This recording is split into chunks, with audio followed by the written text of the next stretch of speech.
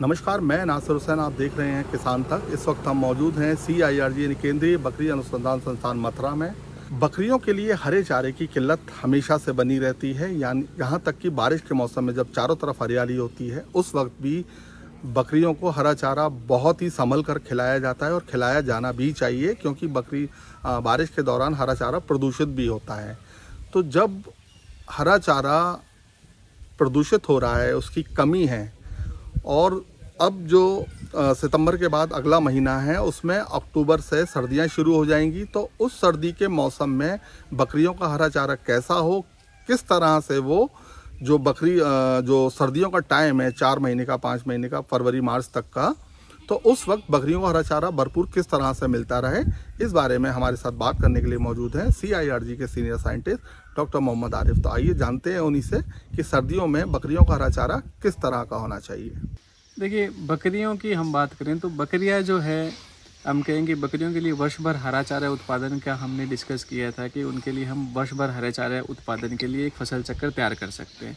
लेकिन इसके अलावा भी जैसे आप बता रहे हैं कि कुछ पीरियड ऐसा आता है जिसको हम लीन पीरियड बोलते हैं, जब किसी तरह का कोई चारा नहीं है, तो जो चारा हमने कंजर्व करके रख रखा है, प्रिजर्व करके रख रखा है या साइलेज के रूप में, उसका इस्तेमाल कर सकते हैं। इसके अलावा बकरियां जो है, बकरियों का एक अच्छा नेचर ये होता है कि ये जो ब्राउजिंग एनिमल्स हैं, मतलब जब आप इनको ग्रेजिंग के लिए लेके जाते हैं तो आप देखेंगे कि ये पेड़ की पत्तियों की तरफ जो है वो ज़्यादा इनका रुझान होता है, मतलब ब्राउज करना ज़्यादा पसंद करती है। तो इनकी ब्राउजिंग नेचर को हम देखते हुए हमने जो है वो डिफरेंट जो है वो तरह के जो एग्रो फॉरेस्ट्री मॉडल्स, हम कहेंगे आप पीछे देख सकते हैं कि नीम बेस्ड एग्रो फॉरेस्ट्री सिस्टम जो है वो हमने डेवलप कर रखा है। तो ये जो नीम बेस्ड एग्रो फॉरेस्ट्री सिस्टम है, इसी तरह के हमने कई सिस्टम जैसे आयोडू बेस्ड है, या हम कहें गूलर बेस्ड एग्रो फॉरेस्ट्री सिस्टम है, बेर बेस्ड है, सहतूत बेस्ड है, ऐसे कई जो है वो हमने एग्रो फॉरेस्ट्री सिस्टम मॉडल जो है उसका डेवलपमेंट किया है, ताकि हम बकरियों को जो लीन पीरियड है उनमें इन ट्रीज़ की लोपिंग दे सकें। क्योंकि हम कहेंगे विंटर सीजन जो बकरियों के लिए हम कहेंगे लीन पीरियड है जो फोडर का, तो उस दौरान जैसे नीम की हम लोपिंग की बात करें तो नीम की लोपिंग जो है वो बकरियां सर्दियों के सीज़न में खाना बहुत ज़्यादा पसंद करती हैं। और नीम को हम कहें कि सिर्फ फोडर ही नहीं, ये फोडर के रूप में ही नहीं, एक कृमिनाशक के रूप में भी आपका जो है वो काम करेगा। तो इसकी लोपिंग जो है वो हम नीम की और बाकी जैसे सहतूत है या गूलर है या सूबबूल कहें कि हम इन तरह की पेड़ों की पत्तियां जो है उनका इस्तेमाल करके बकरी पालन किया जा सकता है। ये अभी आपने एक पेड़ बताया आड़ू का, ये जो सामने बाग में पेड़ हैं ये सब क्या आड़ू के ही हैं? जी जी, ये सब जो है वो आड़ू के पेड़ हैं। तो आड़ू है, इसको कई जगह महानीम के नाम से भी जाना जाता है। तो इसकी लोपिंग जो है उसका भी इस्तेमाल बकरियों के लिए किया जाता है। ये भी आप देख सकते हैं कि ये भी हमने एक डिफरेंट जो है वो एग्रो फॉरेस्ट्री मॉडल के अंदर इनको डेवलप किया है, ताकि हम जो है वो इनकी लोपिंग का भी इस्तेमाल कर सकें, इसके अलावा बकरियां इसमें ग्रेजिंग भी कर सकें। तो हम कहें सिल्वी पास्चर मॉडल, हमारे एग्रो फॉरेस्ट्री सिस्टम के जो डिफरेंट कंपोनेंट्स हैं, चाहे सिल्वी पास्चर मॉडल हो, चाहे जो है वो हम सिल्वी होर्टी पास्चर मॉडल हो, इस तरह के मॉडल का डेवलपमेंट करते हैं, ताकि ग्रेजिंग के साथ साथ जो है वो ट्री लीव्स उनको जो है वो लोपिंग के रूप में इस्तेमाल कर सके और उनको जो है वो बकरियां उन पर ब्राउज कर सकें। अभी जैसे आपने बात की आड़ू की, जो सामने आपने दिखाया, ये पूरे चारों तरफ आड़ू के पेड़ लगे हुए हैं, तो ये बकरियों के लिए सिर्फ एक हरा चारा है पेट भरने लायक, या इसकी कोई अपनी अलग वैल्यू भी है? देखिए, फोडर ट्रीज़ की जो है वो काफ़ी न्यूट्रिशनल वैल्यूज़ भी है, इनमें जो है वो प्रोटीन अच्छा होता है। इसके अलावा इसमें जो हम कहें ड्राई मैटर अच्छा है, और बाकी जो हम कहें कि कई बार जो है वो हम इस तरह का ग्रीन फोडर के बकरियों को खिलाते हैं जिसमें वाटर कंटेंट ज़्यादा होता है। तो ज़्यादा वाटर कंटेंट वाला जो फोडर्स हैं वो बकरियों के लिए अच्छा नहीं रहता है, पर्टिकुलरली जब विंटर सीजन में हम कहेंगे बरसीम जो है उसमें मॉइस्चर कंटेंट ज़्यादा होता है।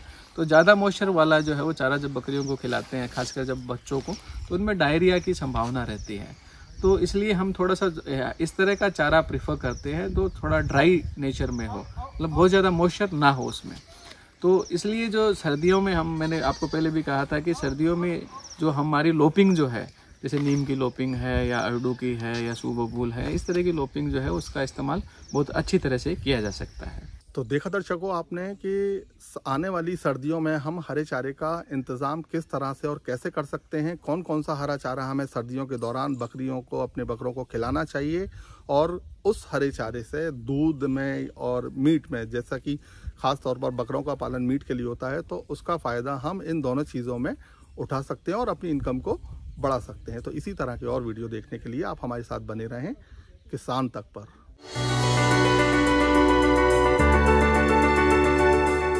उत्तर प्रदेश, मैं बार बार कहता हूं कि अनंत संभावनाओं वाला प्रदेश है।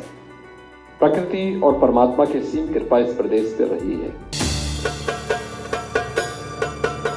पहली नजर में ये आपको कोई विदेशी लोकेशन लग सकता है, लेकिन ये है उत्तर प्रदेश का एक गांव जहां देसी विदेशी सैलानी आ रहे हैं। ताज्जुब ये है कि ना तो यहाँ कोई ऐतिहासिक इमारत है, ना ही सैलानियों की इस यात्रा के पीछे कोई धार्मिक वजह। इसके पीछे है यूपी की योगी आदित्यनाथ सरकार की एक योजना जिसका नाम है कृषि पर्यटन। इस स्कीम का असल उदाहरण मिलता है वीर भोग्या वसुंधरा का नारा बुलंद करने वाली महारानी लक्ष्मीबाई की धरती बुंदेलखंड में। बुंदेलखंड के बांदा शहर से कुछ दूर चलने पर प्रगतिशील किसान प्रेम सिंह का फार्म मिलता है, जिस फार्म पर हरे भरे बाग हैं, तालाब है और खेत खलिहान है। उसी फार्म पर पर्यटकों के लिए बना हट भी मिलता है। ये विलेज टूरिज्म का उत्कृष्ट नमूना है जो तेजी से पॉपुलर हो रहा है। दरअसल अगर आप ध्यान दें कि जब से लिखित और अलिखित इतिहास में इस देश में आते काहे के लिए थे लोग, ग्राम पर्यटन के लिए तो आते थे। तो मेरे पास तो 22-24 देशों से लोग आए हैं, तो मैं उनका माइंड सेट जानता हूँ। वो उनको कोई फ़र्क नहीं पड़ता है कि आप का छोटा है या बड़ा है, कैसा है। वो आपके मड हाउसेस में रहना चाहता है, मिट्टी के मकानों में ही रहना चाहता है वो। योगी सरकार ने पर्यटन नीति 2022 में पहली बार ग्राम पर्यटन को बढ़ाकर कृषि पर्यटन तक ले जाने की पहल की है। इस योजना में फार्म स्टे की तर्ज पर किसानों के खेतों पर बने घर, मड हाउस और हट में रुकने और खाने पीने की व्यवस्था की जा रही है। उन गांवों को चयनित किया जा रहा है जहां जैविक खेती की जा रही हो, विशेष फसलें उगाई जा रही हो, या फिर बुनकरों हस्तशिल्पियों का गांव हो। इसके पहले चरण में किसानों, समूह में खेती करने वालों और एफपीओ से प्रोजेक्ट रिपोर्ट मांगी गई है। इसमें 50 लाख से 5 करोड़ रुपए की लागत वाली परियोजनाओं के लिए सरकार 30% तक की सब्सिडी देगी। इस योजना के लिए किसान बैंक से अपनी लागत का आधा लोन भी ले सकते हैं। शहर के लोगों को एक बेहतर जगह हमें ऐसा लगता है मिलती है। पूरा ग्रुप का ग्रुप आके यहाँ पे बहुत सारे क्लब्स हैं वो आते हैं और बढ़िया खाना पीना अभी बनाते हैं। और उनके जो सहयोग में जो गांव के लोग होते हैं, जैसे आसपास के लोग हैं तो आ रहे हैं वो, अब उनको खाना पीना बनाना है कुछ है तो 2-4-6 लोगों को बीच बीच में कम से कम थोड़ा सा रोजगार भी हम कह सकते हैं उनका मिल जाता है कि उनका खाने पीने की तैयारी करना है, ये करना है, वो करना है।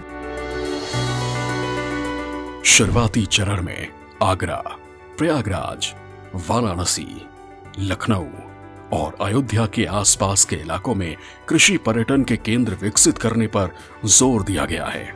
इससे ग्रामीण अंचल को पर्यटन के माध्यम से न केवल विश्व फलक पर पेश किया जा सकेगा, बल्कि ये ग्रामीण आबादी की आय में बढ़ोतरी का भी सशक्त माध्यम बनेगा।